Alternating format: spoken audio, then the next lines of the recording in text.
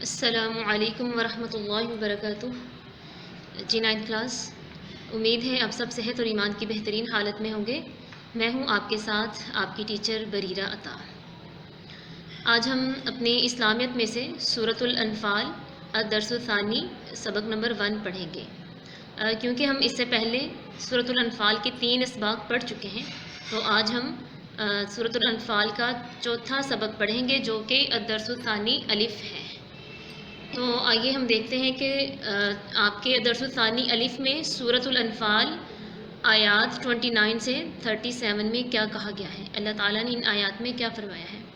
تو آئیے ہم اپنے سبق کا آغاز کرتے ہیں۔ اعوذ باللہ من الشیطان الرجیم۔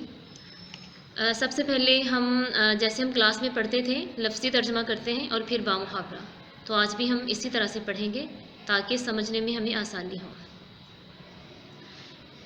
یا ایہا الذین آمنو، اے ایمان والو، ان اگر تتقو تم ڈرو، اللہ سے، یجعل وہ بنا دے گا، لکم تمہارے لیے، فرقانا امر فارغ، ویکفر اور دور کر دے گا، عنکم تم سے، سیئاتکم تمہارے گناہ، ویغفر لکم اور بخش دے گا تمہیں، واللہ اور اللہ، ذو الفضل العظیم بڑے فضل والا ہے۔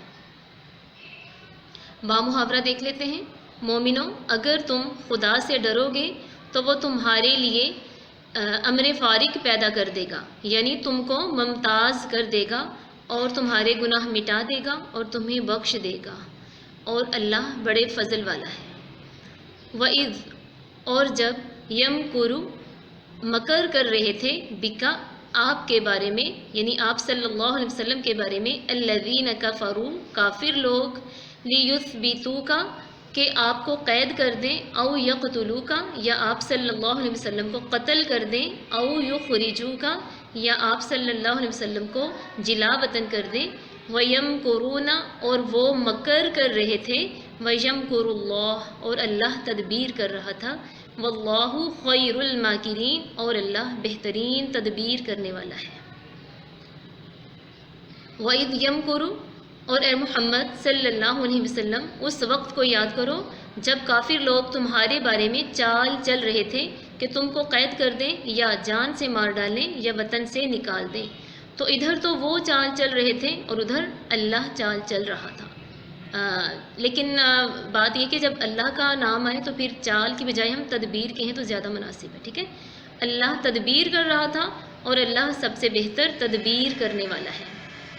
وَإِذَا اور جب تُتْلَا پڑھی جاتی ہیں، علیہم ان پر، آیاتنا ہماری آیات، قالوا وہ کہتے ہیں، قد سمعنا بے شک ہم نے سن لیا، لو نشاء اگر ہم چاہیں، لقلنا ہم کہہ دیں، مثل ھذا اس جیسا، ان نہیں، ھذا یہ، الا مگر، اساطیر الاولین کہانیاں پہلے لوگوں کی۔ اور جب ان کو ہماری آیتیں پڑھ کر سنائی جاتی ہیں تو کہتے ہیں یہ کلام ہم نے سن لیا ہے، اگر ہم چاہیں تو اسی طرح کا کلام ہم بھی کہہ دیں، اور یہ ہے ہی کیا، صرف اگلے لوگوں کی حکایتیں ہیں۔ وَإِذْ اور جب قالوا وہ کہتے ہیں، اللہم اے اللہ، ان کانا اگر ہے، ھذا یہ، ھو الحق حق ہے، من عندک تیری طرف سے، فامطر تو برسا، علینا ہم پر، حجارتاً پتھر، من السماء آسمان سے، او یا ائتنا تو دے ہمیں، بعذاب علیم دردناک عذاب۔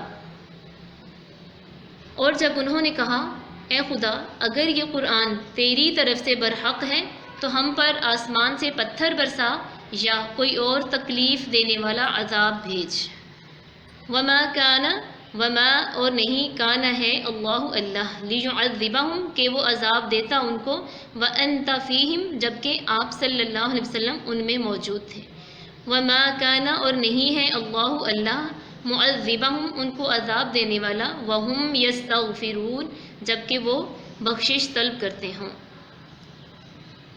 اور اللہ ایسا نہیں تھا کہ جب تک آپ صلی اللہ علیہ وسلم ان میں تھے انہیں عذاب دیتا، اور نہ ہی اللہ ایسا تھا کہ ان میں بخشش مانگنے والے موجود ہوں تو اللہ انہیں عذاب دے۔